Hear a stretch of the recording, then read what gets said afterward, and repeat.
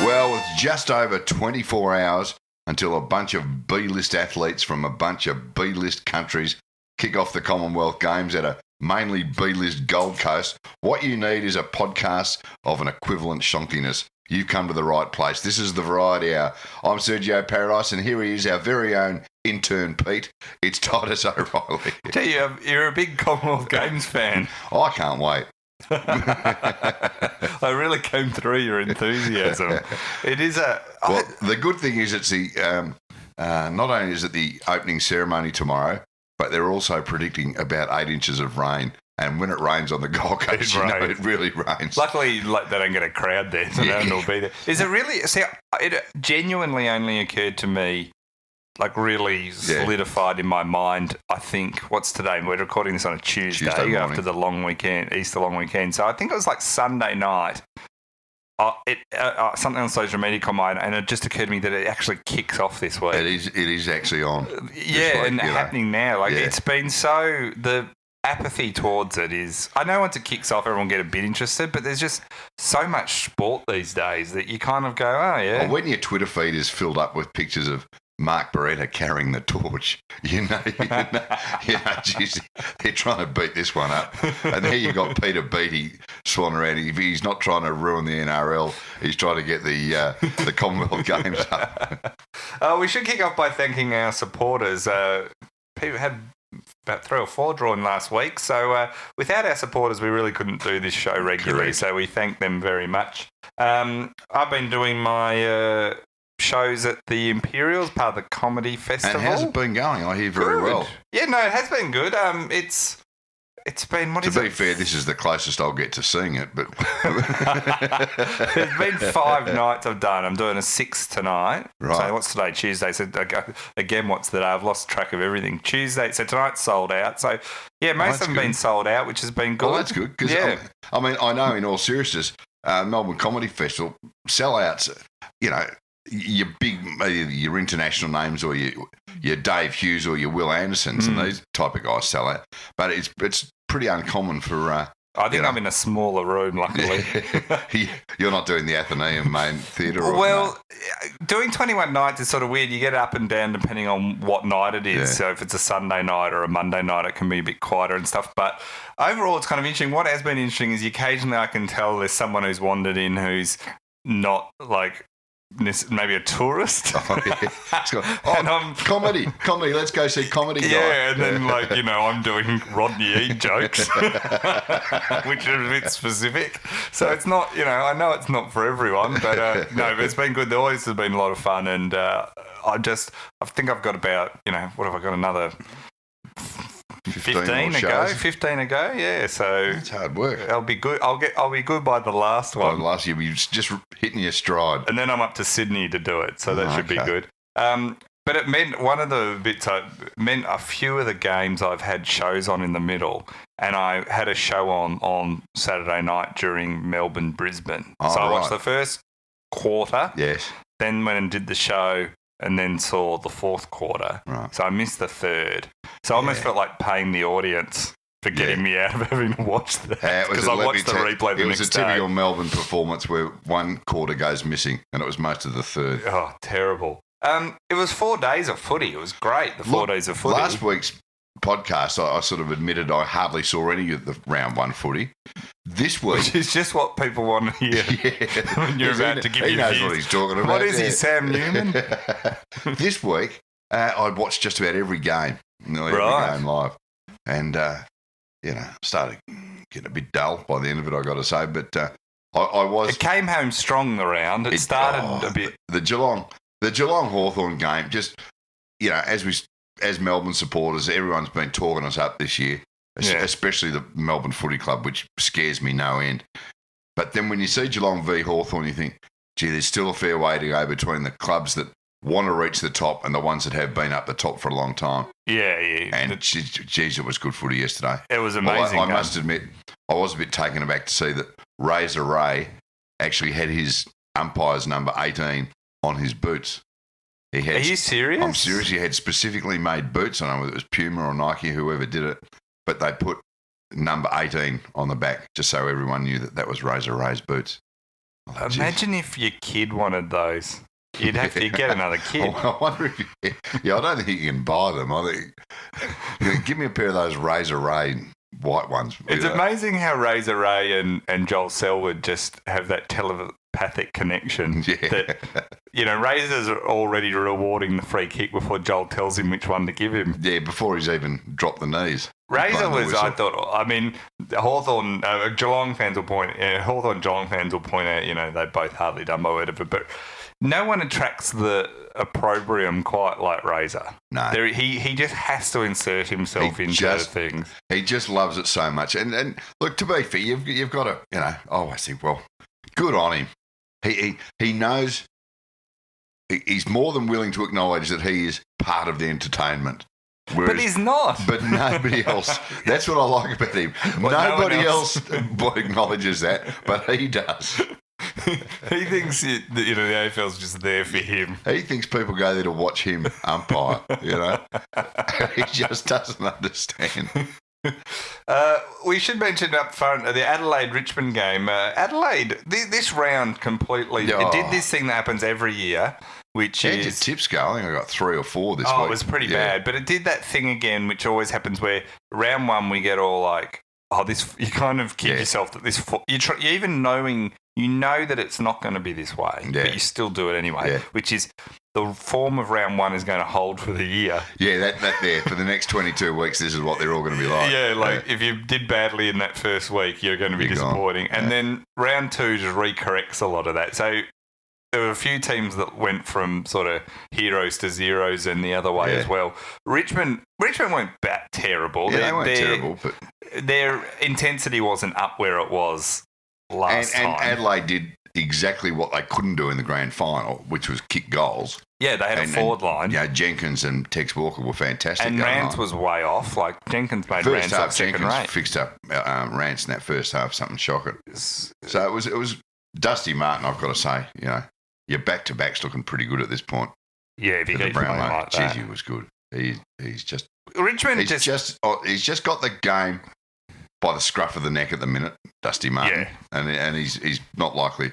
He's sometimes at the peak of his sometimes power a player can have a dominant season, and then the next season he might be just 2% off, or everyone else seems to have gone up a level. Yeah. He still looks like he's got it by the nuts. Well, I was thinking that watching over the weekend, the stars are the stars for a reason. I mean, Dangerfield was amazing, especially in that first quarter.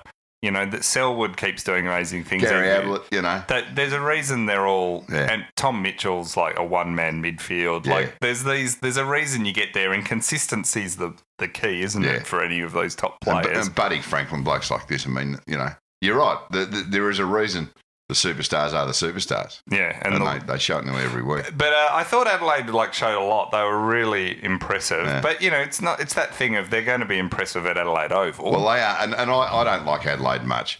But I've got to say... What about the Crows, though? I did take some absolute solace in the fact that Richmond got pumped. I'm a bit over, I think we said it last week, just a bit over the Tigers in their premiership now. Really? Yeah, very much so. And it was good to see them come back to earth a bit. The next day was Good Friday, although there was nothing good about it. Did you watch North St Kilda? Oh, I did. The only reason I had it sort of had it on in the background for the first half. That's the best way to have it. Until I heard the actual commentators say something like, "This is the worst game I've ever seen." And I thought, oh, geez, I better watch this then. And they weren't far off the mark. The first half was I thought this is how Jesus felt on Good Friday. Yeah. You felt like in a lot. I just wanted someone to put me in a cave and roll a rock over the front of it. You almost ran out to the shed to find the nail gun. It was just so bad. It was 22-all at halftime. 4 goals kicked for the match and 20 behind for the half. But about 80 turnovers each. It looked like park footy. It certainly wasn't AFL standard. It was absolutely terrible. And it got me thinking was this the pitch to the AFL made to the churches to allow them to have football on Good Friday? They said, look, it's only going to be North versus Saints. It's going to make going to church seem like going to Ibiza. That's how, in comparison, your probably numbers are going to go up because people will not want to go. They'll go, oh, we could go to the Saints game today. Oh, no, I got to go to church. No, well, let's do a 3-hour mass instead. That's right. Let's do the full math. So it was just an absolute crazy game. And then North lifted in the second half. Yeah. And St Kilda did not go with them. But at three-quarter time, it was still pretty much neck and neck. Oh, it was a draw at half-time. It was 42 apiece or something at three-quarter time. Yeah. Still been a terrible game. But that last quarter, St Kilda were just appalling. And North went up. North started to play almost AFL standard. And that was far too much for the Saints. They got in like cooey of AFL standard. And St Kilda just, I don't know, it's like, did they just not want to be there? What was their... I just think, you look at St Kilda and they talked themselves up in the pre-season. Yeah. But obviously completely without foundation. And they seem to assume that by getting rid of two champions in Rewald and Montagna, that everyone else is naturally going to step up and be champions. It simply hasn't happened. Their forward line, you've got Membry, Bruce and McCartan. I'd still take Rewald ahead of all of those three. Yeah. He's better than all of them on his own. And they just seem to have assumed that, you get rid of superstars and everyone else is going to go up 20%. It just hasn't happened. No, I think they did book a bit of natural growth that just, Yeah, it just hasn't occurred. And look, I honestly think they're not playing good footy.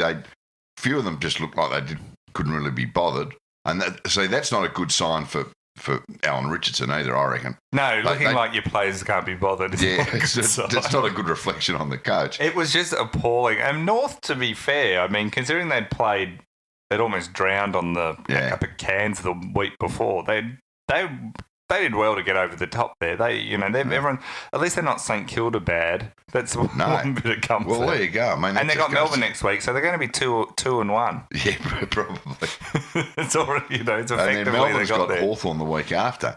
And if you watch the game yesterday, you wouldn't be back in Melbourne against the Hawks. Well, Melbourne had that moment against Brisbane where, and I was watching the replay again this morning because, I don't know why, but there was that moment in the third where you're thinking, we got North next week, or even into the fourth, actually. Beams misses a goal in the fourth. Yeah. If he was running an open goal and kicked it wasn't an easy shot, about 35 out, but he kicked a point. If he'd kicked a goal at that point, it would have been really all on.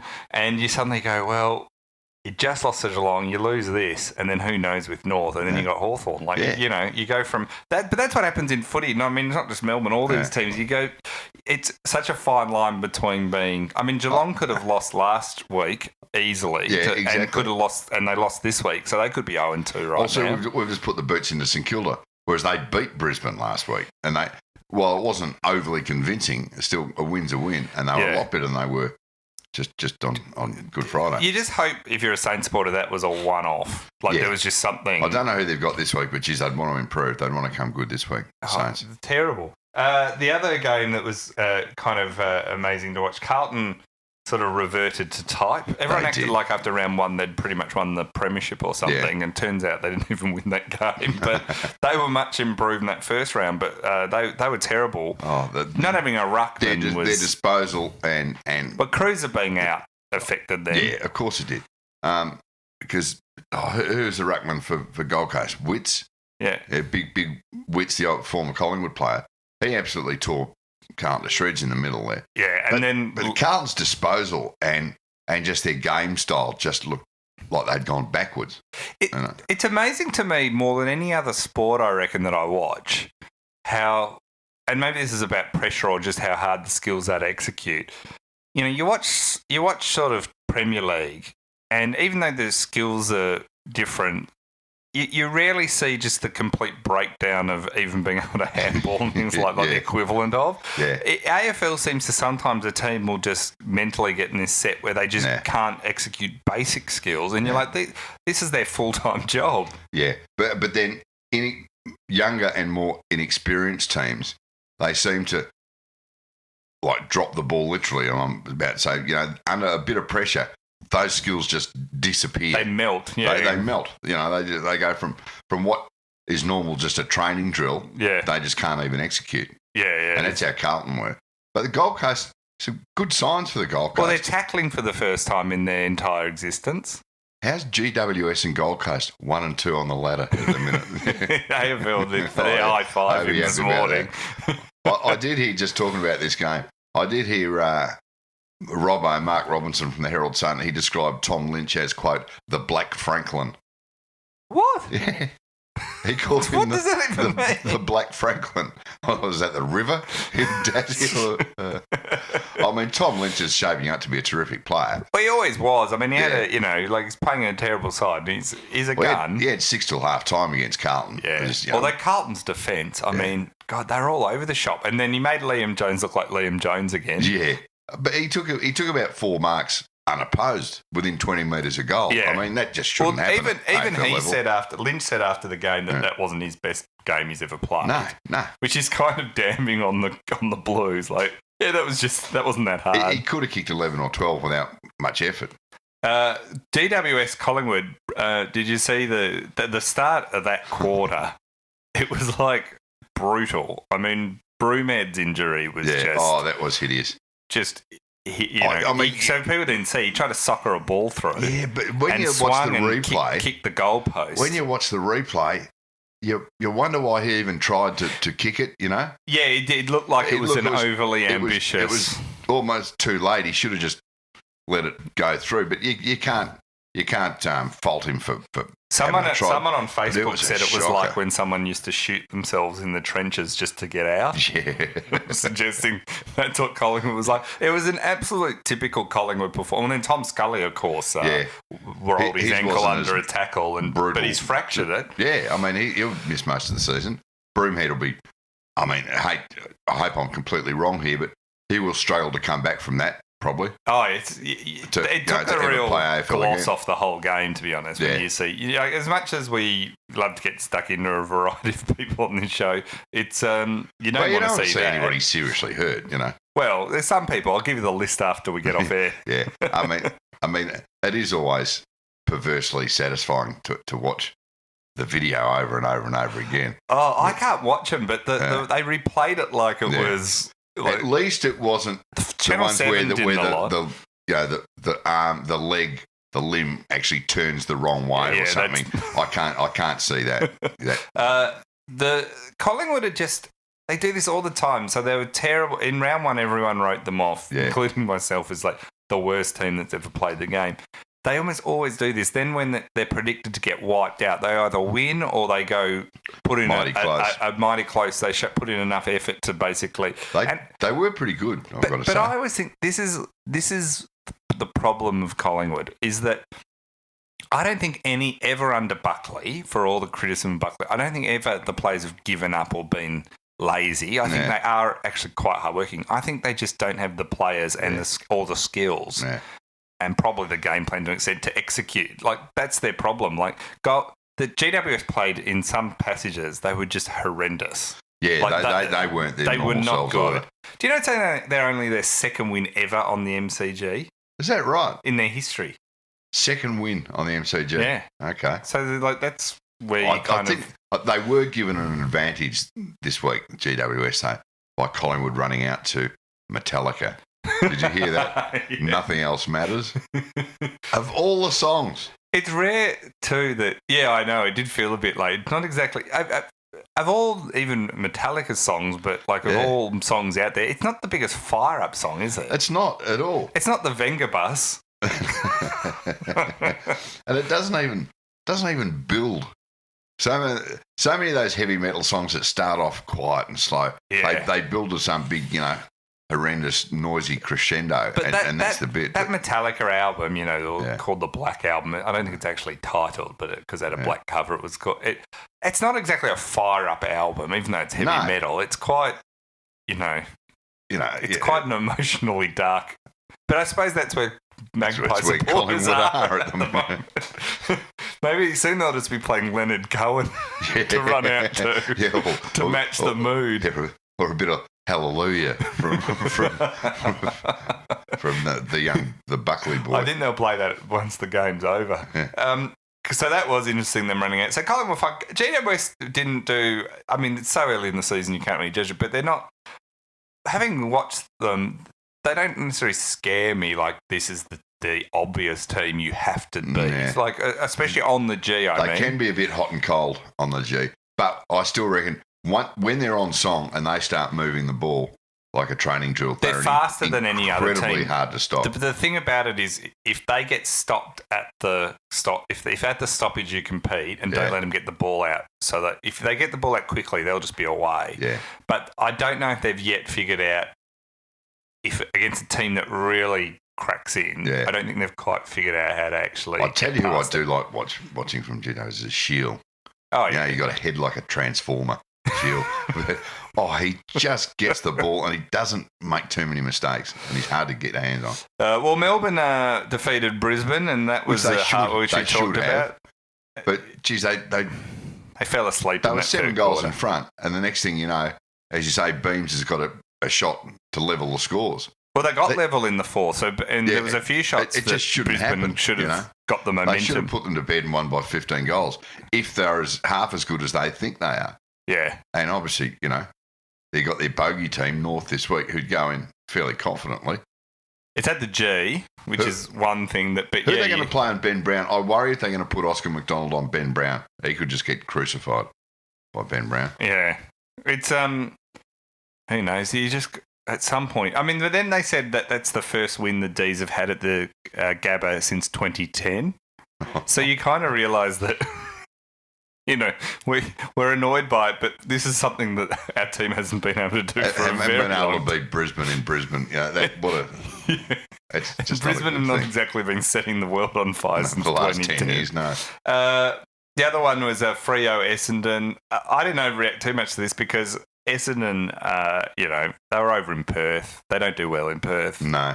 Wouldn't be writing them off that one performance. Freo got over 100 points, which is unusual. They only did it twice last year, so it's not common. But Essendon got a couple of players who've got a lift. I mean... Stringer's working out well. Oh. I mean... The only thing that could be worse for Jake Stringer is if he was still at the Bulldogs. It's absolutely terrible. Speaking of the Bulldogs, they were... Oh, they were terrible. They got thrashed by West Coast.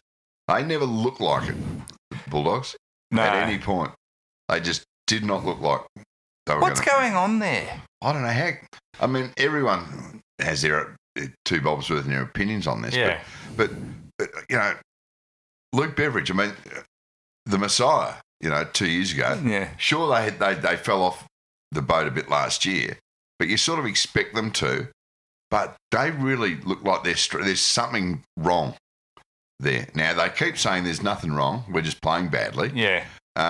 Some people are pointing the finger at Peter Gordon and, Well, some of the things have kind of been weird there. Like, the Alberti stuff was just weird. It was just weird. Ridiculous, it wasn't they changed the banner...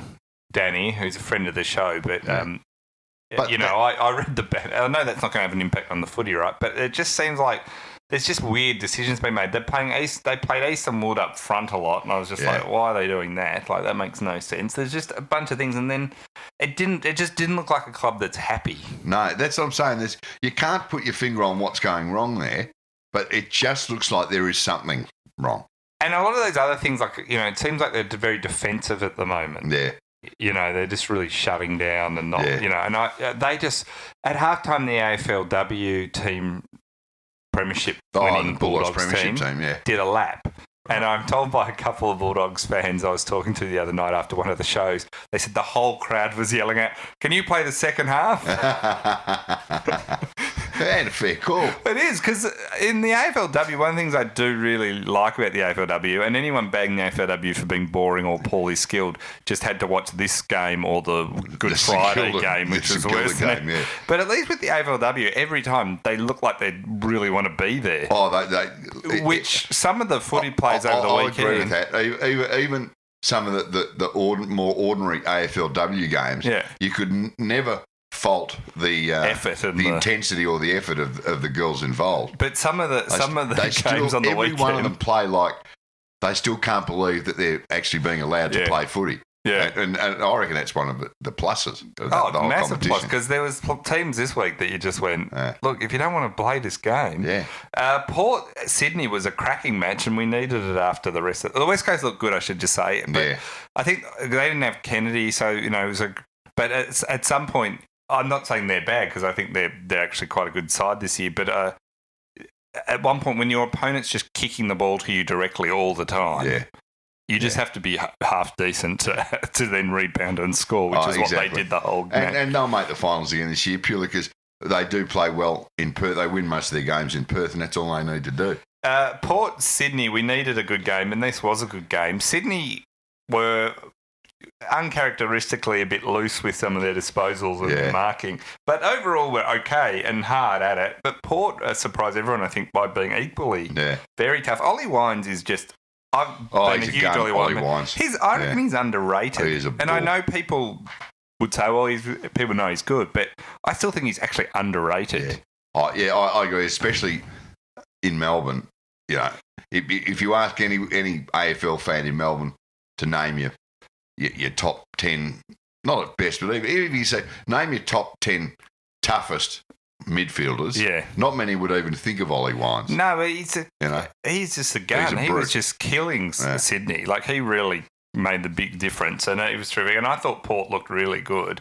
And the question with Port, they did beat Sydney up there last year too, so they've got an okay record about Sydney. But Port have still got to prove they're not fragile.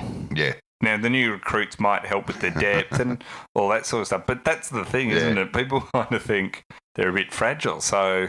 Well, I got to say, Jack Watts didn't do a hell of a lot in this game. But he helps free up. Yeah. Like, the one thing Watts in that lineup for them at least does is it gives another thing for a defence to worry about. Yeah.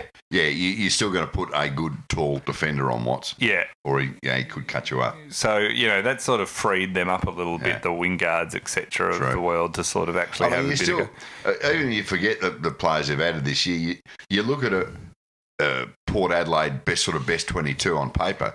They've still got a lot of very good players in that lineup. Yeah, they just sometimes they fall, their system falls apart a bit. But this was without Ryder too, so it was plenty of good players out there. Hawthorn Geelong, we talked about it was seeing the three big players together was interesting. And I've got to say, I think it was terrific of Chris Scott to start the three of them at the opening bounce. There was a fair bit of discussion about would they do that? Will he do that, or will they start Dangerfield down forward? Or because there is a certain romance in having the big three at the opening bounce, and he did do it. And you notice the very first bounce of the ball. Who did Geelong have in the ruck in there? Was it Stanley? I can't remember, but he knocked the ball to the ground. Selwood got on top of it. He knocked it out to Ablett, who handballed it to Dangerfield, who handballed it back to Ablett, who then kicked it to centre half forward. It was the perfect start to this era. Yeah, to this era. But Gary was hobbling a bit towards the end, and that's the one thing that could disrupt all of this. Yeah, but Jizzy was good though. He got a lot of the ball. He's a bit slower. He gets caught a lot more though. You notice. Well, there was a couple of times yesterday where because Melbourne caught him a few times, and he got caught a few times yesterday. He does the balk, the quick balk, and lets the player go past. And then he goes the second one, which he should maybe have kicked it after the first one. But he got run down a few times, which you used to never really see. So it was interesting. But, look. He still has no trouble finding the footy, though. It was good. It was good to see, like, out of that round, it was actually, despite some horrendous games, this season's, like, it's going to be wide open. Oh, yeah. I mean... good team like Geelong who would and you pick as the favourite now? Like, it's kind of a lot of people before the season said GWS, but seeing them on the MCG would make me feel very nervous about tipping GWS to win a grand final. Now it's too early to lock in, but I mean, you can't write off Richmond or Adelaide, but it's hard to go past say Geelong, or maybe Sydney before yesterday. That's what I'm saying. And then Hawthorn won yesterday. If Hawthorn so you just, that's what I'm saying. It's exciting season already. It's going to be great. Philippa wrote in, do you think Razor Ray will play himself in his own movie? I think Razor Ray plays himself in his own movie every week at home. Could you imagine a Razor Ray movie? It'd be a bigger flop than Waterworld. It'd be amazing. Boone wrote in. I don't know if it's the David Boone. I don't think he just calls himself Boone. I think it's Boone after the character in Animal House rather than David Boone. Right. Yeah. Why would you pick him over David Boone, the greatest Australian that's ever lived? Yeah, Boone. Yeah, remember Boone in Animal House? Yeah. Why would you pick him? Because remember he had his lunch cut by the lecturer at the college, played by Donald Sutherland. Oh, well, maybe that's where it's accurate to Boone and something that's happened to him in his life. He said, with Port Adelaide and Gold Coast in the top 3, is the AFL considering a bigger venue for their China clash? I hear they're very excited over there. They are. And you've got to say, Boone, it's probably not a bad question, actually. Will they need a bigger stadium? I think they'll be all right. They'll all just be in the bar. They need a bigger marquee area. Hey, did you see, talking about being in the bar, somebody tweeted us on Saturday a picture they took at Etihad at the North St Kilda game in one of the restaurants there. Yeah. You know, we talk about how many different kinds of salt. They have 3 types of salt there, yeah. There was special salt. There was actually one there that was labelled surprise salt. Because they've got thyme and rosemary, lime and chili salt, and then they've got special salt or secret chicken salt. No, they don't have chicken salt. Don't they? Then they've got normal salt, and they've got this special salt, right? And my theory has always been the special salt is what they sweep up from the week before. Yeah, which is a mixture of all the other salts. But it was actually labelled. Yeah, it's a proper bottle now salt. and everything, yeah. So, next time I'm going to try out the surprise salt. There's a reason alone to go there. The very rare occasions I'll venture to Etihad. Have they started the yoga classes they promised at Etihad I don't think reinvigorate the place? Maybe Ralph the Roof could get that happening. So Ralph the Roof was open most of the weekend because it was sunny, which was just made it even more difficult to watch the game, for the players. The roof should just always be closed at Etihad, is my theory. It's one time I think Brad Scott was right. The Bargeman wrote in, do the Commonwealth Games really exist? Well, it's an existential kind of question, but we'll find this out tomorrow after the opening ceremony. When is the opening ceremony? It's tomorrow, Wednesday. Wednesday night? Wednesday night. It'll be on tomorrow night. All right. And that's the unfortunate thing. I've got the night off because that night, they're happening in Australia, there's no time difference. So you have to watch it. And I've got a night. I don't have a show Wednesday night, so this is like I'm actually going to have to watch it. You can sit at home and watch all the bits they use at the opening ceremony, which are made of paper mache or coloured crepe paper just melting in the rain. I think they're going to just have a giant Clive Palmer. Or maybe one of his melted, dinosaurs from the old Coolum golf course. That'll look good. Traralgon Tiger wrote in, if Dangerfield murdered his opponent in front of an umpire, how many Brownlow votes would he get? Well, if he did it well, it'd be a straight up 3, wouldn't it? The implication being there from Traralgon Tiger that old Danger can do anything on the field and still get Brownlow votes. Well, there's no doubt that stars get a slight, they have that star discount. I mean, I've always been a bit sort of dubious on the Selwood ducking for free kicks kind of thing. What do you mean? You think he does it or doesn't do it? No, I thought he used to cop far too much flack for this until I watched the game yesterday and I thought he is a dead set master of it. He even to the point where whenever he gets possession of the ball, he just knows a split second before he's about to get grabbed, he drops his knees. Yeah. He's done it for years. He's done it forever. And they were meant to bring in laws to stop it and they just never call it. And he gets annoyed about it. But I'm like, mate, you do it, so either own it and go, I've figured out a trick and I don't care. Yeah. What annoys me is the AFL have tried to bring in this rule to protect the head and you're hearing all the stuff out of American football about concussion and everything. And Selwood's just gone, well, I'm not going to meet you halfway of helping on that this year. Yeah. I'm just going to milk you're trying to, I'll happily cop it in the head 10 times a game. Then get caught 9 free kicks. It was amazing. They kept going on about how, what a brave captain he was. And meanwhile, Roughhead's up the other end who's come back from cancer and kicking the winning goals and stuff. I was shocked last week. Channel 9 have taken over the broadcast rights of basically tennis, including the Australian Open from 2020. This came out of nowhere, this news, didn't it? Well, in that no one seemed to be aware it was going to happen. Well, and Channel 7's had it for 40 years. Yeah. Well, see, everyone sort of kind of knew that the tennis, the tenders were out for the networks to bid for it, but everyone just naturally assumed that Channel 7 were going to get it again and that it wasn't necessarily, going to go anywhere else. But Channel 9, I mean, and there's so many implications to this as far as Channel 9 with their cricket, because they're all bidding for the cricket rights at the minute. Yeah, which is the worst timing for the cricket. Cricket Australia, 10 days ago. And I think apparently aren't happy with the bids. Yeah, well, that's what we mentioned on the show last week, is that Cricket Australia weren't at all happy with the bids coming from Channel 9 and 7 and 10. And so they've gone back and said, you're going to have to up the ante, boys. Yeah, and then all the ball tampering happened. And then all the networks are going, well, no, we're not upping the ante at all. Yeah, in fact, we're actually lowering Yeah, in fact, we might even withdraw our whole bids. And it makes you wonder what's going to happen with the cricket.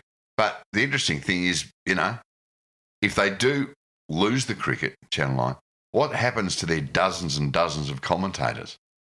If Channel 9 lose the cricket? Yeah, are they immediately unemployed? Well, they would be until they tennis. Yeah, well, I do worry about Michael Clark calling the tennis. Although Michael Clark wouldn't be worried about it.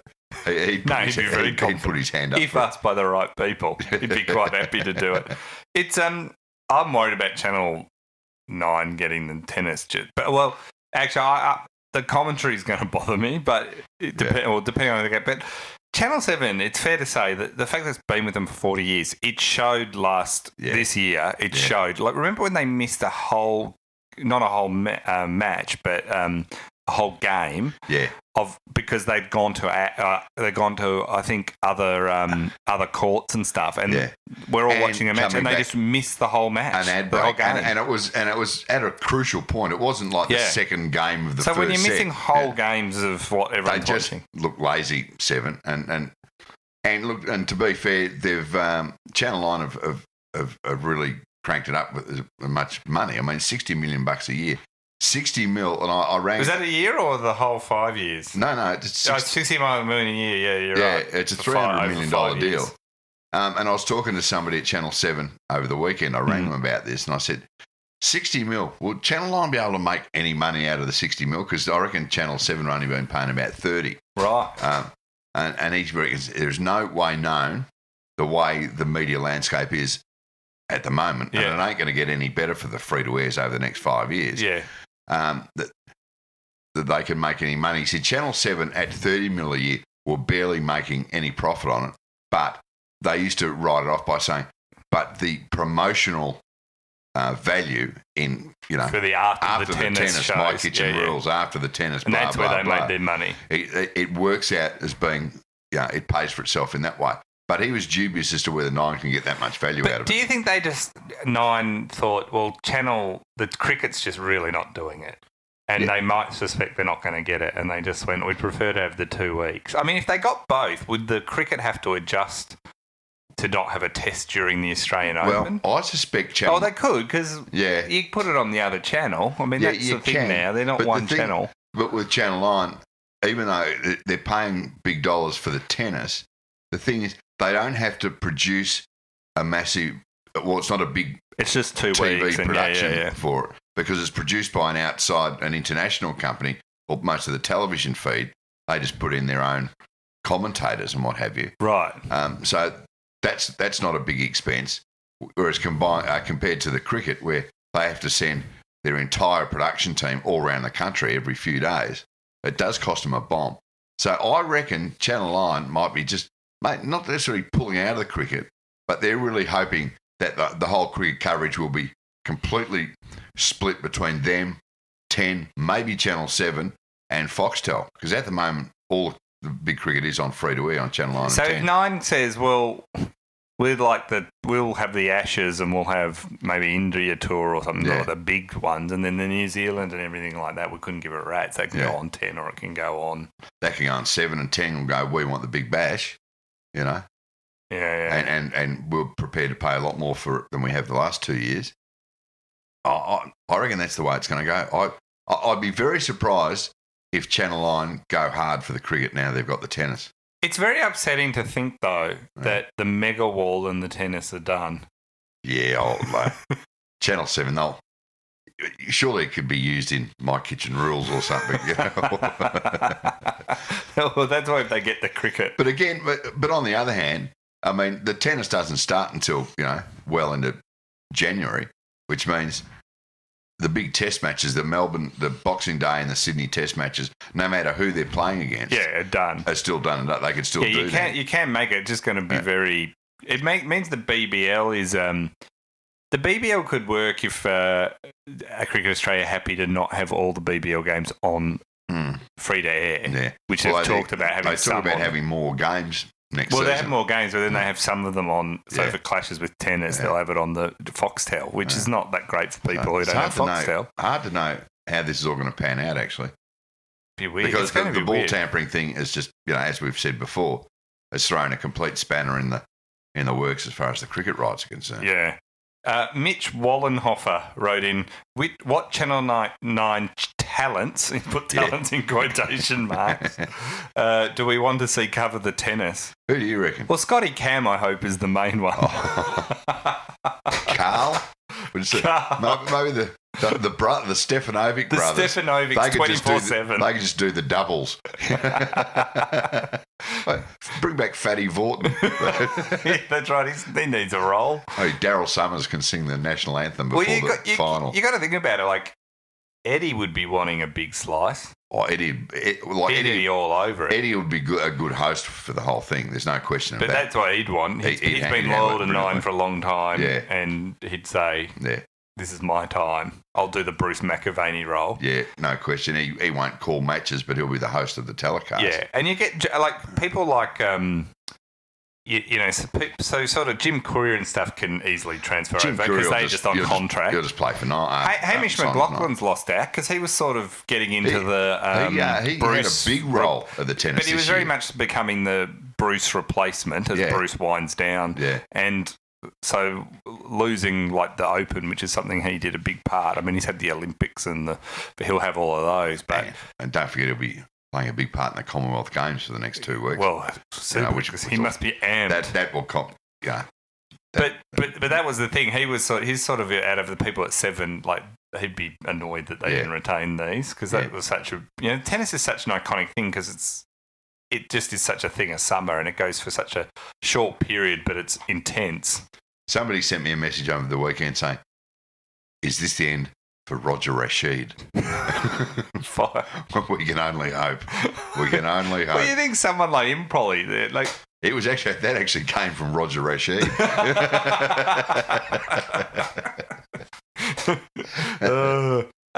The David Warner press. Well, there was since I spoke to you guys, there was tears aplenty from every press conference. Yeah, wasn't there? Waterworks everywhere. And Cricket Australia really threw Warner under the bus in their charge sheet. Yes, they did. So they sort of basically said Smith was weak in not stopping David Warner being an idiot. Yeah. Bancroft was naive, but really the mastermind before the final this was David Warner, who pressured a younger player to do it, who overruled his captain. And even if you preface it with criminal, I think using the word mastermind with Dave Warner is stretching it. Well, it wasn't a smart plan, and so when you know who came up with the plan, you're not exactly this is a shock, you got to go, And because as soon as we all know, without going over it again, as soon as Steve Smith and Bancroft got off the plane, they did their press conferences then and there at the airport. Well, and Smith purposely didn't fly back with Warner because they apparently hate each other. Yeah. It wasn't just the normal, what if the plane crashes, we'll lose the captain and the vice captain. I don't think that was the thinking behind it. But they did it and got them out of the way, and they said all the right things and they burst into tears. And that was all fine. And then old Davey boys come out at the press conference that was apparently orchestrated by his wife's best friend, Roxy Jasenko. It's amazing she's a thing. She's the most Sydney thing in Australia. And described as a PR queen. And you always know that the phrase PR queen is a self-appointed kind of phrase. But also, like, sitting and being in the media, like, if you're a true, like, crisis management person, no one should know who you are. Like, you should be standing behind the cameras. Yeah, at the that's back right. Of the room, like, like making yourself part of it. Yeah. But I think where Warner, like, see, the thing here is, everyone doesn't want to go the biff on anyone so much now because they can see these guys are obviously really hurting, right? Yeah, they're crying and all this sort of stuff, right? And I think they've equated to each people, like, you can have empathy for someone even if you think they've been really stupid and done the wrong thing, right? But it doesn't change the fact, like, Warner's got a long history. Like, yeah, of course he's upset because he's absolutely stuffed up something. Like, that's a normal, like, just because you're upset because you've stuffed up something and done something really crap doesn't mean you're absolved of everything all of a sudden or not still open to criticism. Like, this isn't a one-off thing with David Warner. No. And the question for me, where I find it most amazing, is how does James Sutherland and Pat Howard and even up to the board level, you didn't see there's hindsight, which is 2020, and everyone can look back and then say, oh, well, we shouldn't have done this and we shouldn't have done that. But then there's folly, which folly is when you can see the problem before it happens. Yeah. It's different to hindsight. It's people proceeding down a path knowing it's a stupid path. Now, to me, appointing David Warner to the vice captaincy was not in hindsight a dumb thing. Was folly. It was known at the time. It was dumb when it was done. It was dumb. Like, these are high pressure thing. You had a relatively new captain in Steve Smith. Yeah. Put someone in who's as rock solid as they've been on every tour, and as he's not someone who is. They decided it was better to have, if Warner didn't get the vice captaincy, he'd be completely disruptive. So they gave it to him. So they gave it to him in the hope that he wouldn't be an idiot. Yeah. And it's they didn't Dracula give the Steve blood Smith, bank, and I'm not absolving Steve Smith of everything, but, they didn't give him the support. They allowed the culture to still permeate and be terrible. And so how can they just, like, pretend this is all nothing to do with them? Like, to me, that's the biggest thing. Yeah. People are talking like, what is culture? They sort of keep talking about, the culture's bad and all that. But, what is culture? It comes out of people and combination of people and what roles they're given in groups. Like, that's what culture is. Yeah. It's not just like this, like, magical force that exists. So the appointment of David Warner, the ticking off of that, the appointing, all that, that's the central nexus to all the problems they've had over there. And that's a reflection of the overall leadership of the whole organisation. That's gone on forever. Yeah, but because of the way these things work, they're the ones that are unaccountable, like Sutherland and the board and your Pat Howards, your high performance manager. I mean, seriously, mate, and even Malcolm Conn in that, who's their PR guy, who used to be a very well-respected cricket journo. The fact that the way they've handled the whole thing, they don't have to answer to anybody and never will. And they do because they won't sack themselves. No, but they do because if you're a board member of Cricket Australia, you cannot be looking at this and going, "We've managed this all really well," or anything. Like, it has been so poorly managed from the get-go. Like, putting Warner and putting Smith and Bancroft out straight away after the match.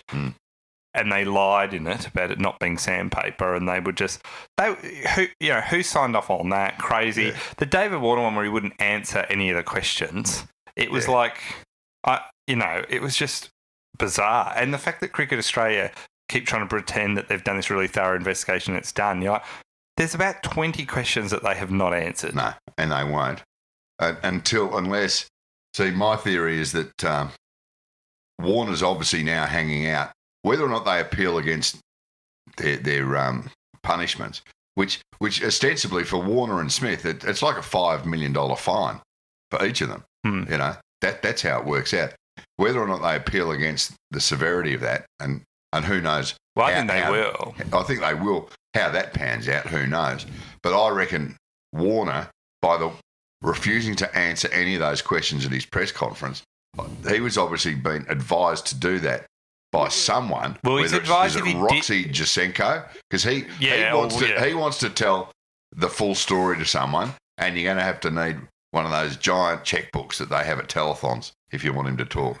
I think that would be his worst move possible, because if that happens, he will just, people see that. But I reckon that'll be once he knows if his appeal fails, and it's pretty much he'll never play cricket again. He may as well just retire. And how do I cash up? Get another $500,000 in the bank?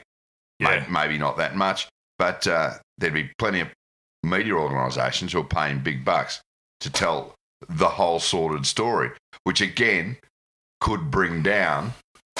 Let's assume in 12 months' time, Steve Smith is brought back into the team, which they probably will, because he'll still be able to bat. Yeah. Back into the team, he could bring down Steve Smith. He could bring down Sutherland, the whole of the Cricket Australia administration, if he wants to, if he's got enough up his sleeve. Let's just say, and I'm just making this up as I go along, what if he comes out and does a tell-all interview and says, "Oh no, we've been encouraged to be ball tamperers by the powers that be for the last 5 years." They turned a blind eye to it, because it's that whole thing in all of world cricket. Everybody does it, so we may as well be good at it. It did seem this was an extreme case of ball tampering, because the premeditation was the stupidity of it. Yeah, the whole thing, and then coming out and admitting to it straight away, the way they did it all was. But I think one of the problems is Sutherland has a lot. I shared a lot of this home to Sutherland, because he took forever to take control of this issue. He misread the public's view, which was not that ball tampering is the most evil crime, but the fact that they'd organised a way to cheat so obviously was just this. This went to a crisis of leadership amongst the team itself, as shown by the vice captain and captain being involved, right? And so by not being able to clearly fast enough articulate what they were going to do about that, why they have exonerated all the bowlers and all the other players. Here's a plan that involved bowling, but the bowlers didn't know about it. Maybe that's true, but it's amazing if it's true. Yeah. Because you kind of go, if it comes out that, hang on. Yeah, the bowlers will say, well, we just thought they were shining it and doing all those normal things. We didn't realise they were all in on it. Not only does it...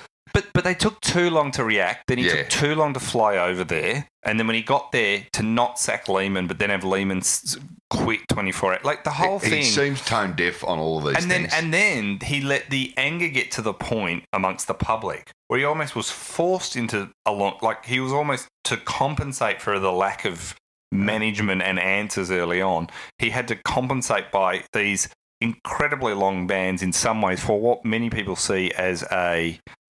the ICC see it as a one-match ban. Yeah. So it's not seen as actually the most horrendous crime. No, it's not a $5 million fine. It's That's not right. 12 months out of the game. Yeah, it's not like Joe Root. It's not Hansi Cronje. It's not a career-ending. It's not a hangable offence, yeah. right? So when you look at that, you go, if they had have acted on this relatively quickly, had have been much more thorough and open about what went on, why they've exonerated certain people, all that sort of stuff. But they just took too long. The public got so angry because they just sensed that Cricket Australia didn't get how serious they were taking it. And then they had to come in and just absolutely overcompensate. And then you get Warner get up and none of them have answered any questions. And then he refuses to even pretend to answer them. Yeah. He just keeps saying the same thing over and over. And you're just left here now going... It's just stretched the whole thing out even further and longer now. It's a classic example of how not to handle a drama. Yeah. I feel actually, I think Smith and Bancroft, their suspensions, I think, are overly harsh. Yeah. Warner, I think it's not so much his suspension, it's just the fact, was it harsh? Well, it's more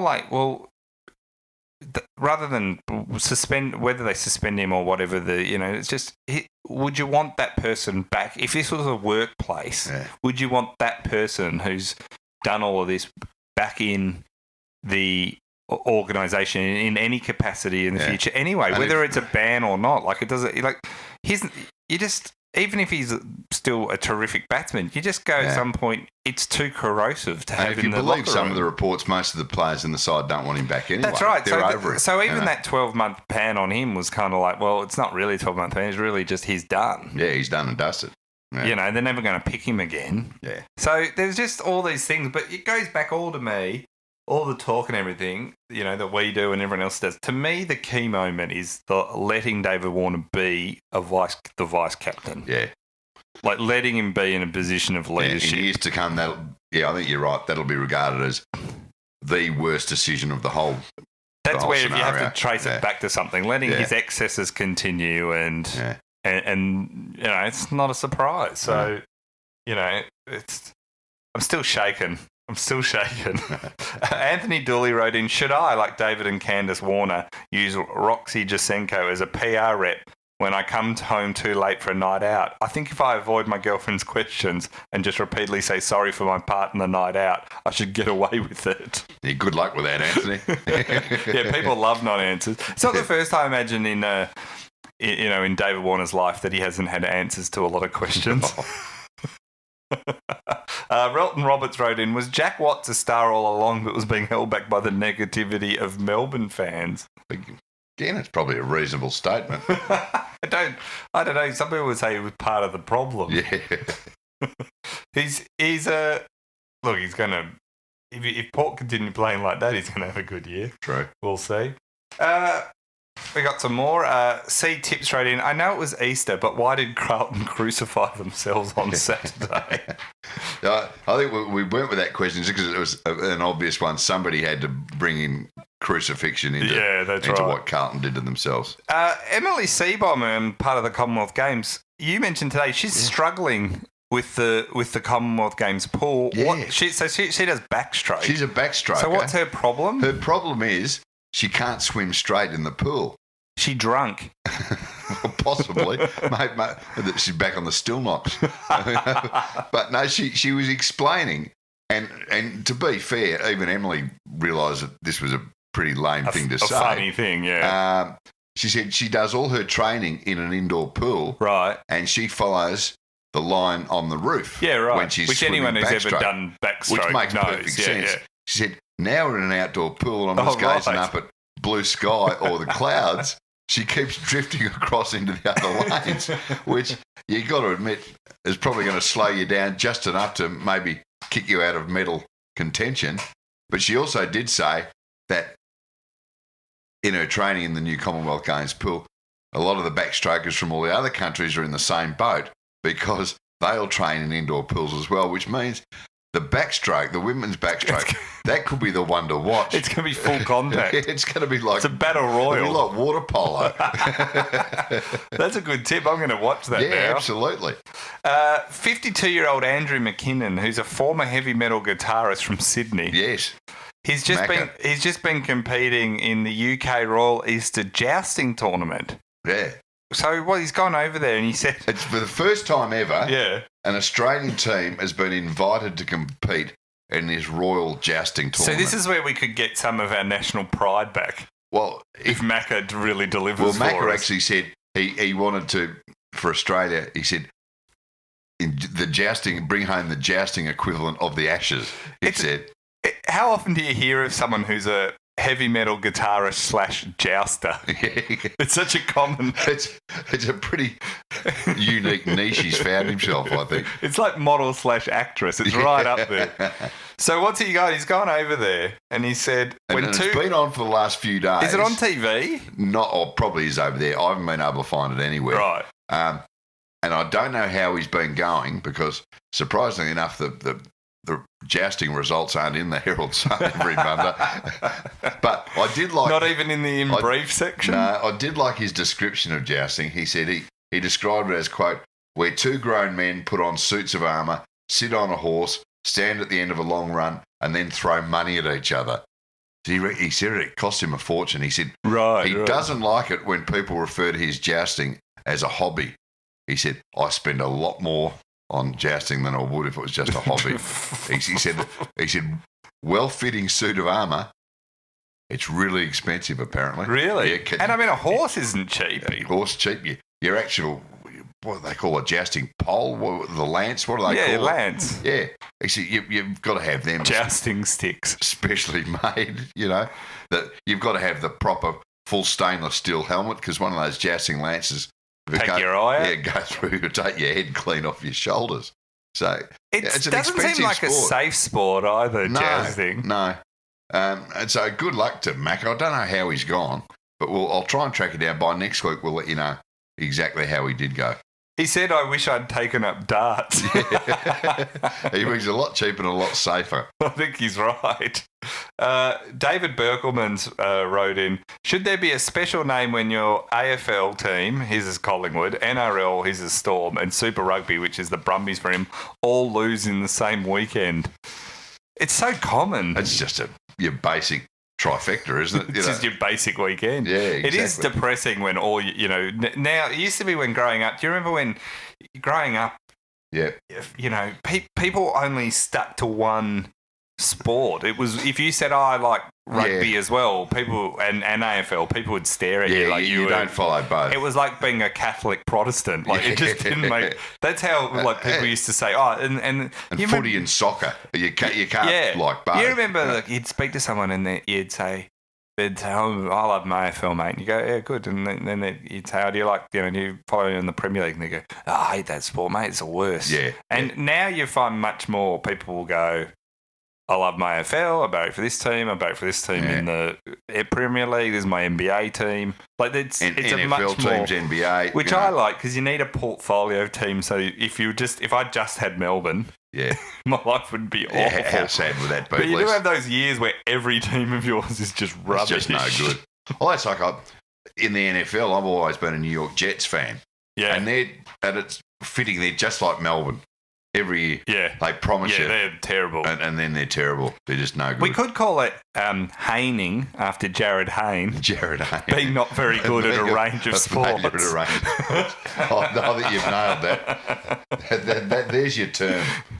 There's your term, David. Yeah, Hayning is what that called. Yeah. God, I was really Hayning over the weekend. And people look at you and just go, oh. What? All your teams. Yeah. Every single one. It's a full Hayne. Every single one. Yeah. Full Hayne. I did a full Hayne or a three-quarter Hayne. Yeah. It's like 4 aces doesn't beat a full Hayne. Well, thank you, ladies and gentlemen. We're going to be back later in the week. I think we were short last week because we had the Easter Friday, the weekend off and stuff. Sold out tonight for my shows, but Wednesday nights I'm not on, but Melbourne Comedy Festival, the Imperial Hotel, I think... how do you get tickets? Which website do you go to? If you go to either the Melbourne International Comedy Festival website or you can go to Frontier Touring, so either of them will get you there. Some of the nights are getting very close, down the track, getting very close to sold out. Right. So if you do want to come, jump online and get it because most of the nights have been selling out. So, absolutely. Because people really... A lot of people just go and do the comedy festival and they'll go and see a lot of shows and just wander in and see a lot of them. And I do. So you get a lot of walk-ups and things like that too. Yeah. So have you gone this year yet? You're going to Kitty Flanagan, I'm going to Kitty Flanagan. That's a couple of weeks away, I think. Right. She's doing like this sort of last week of the comedy festival. Oh, excellent. So I'm looking forward to seeing that. Now, just before we go, we should give a T-shirt away for the best. I reckon the best caller was Boone. With Port Adelaide and Gold Coast in the top 3, is the AFL considering a bigger venue for their China clash?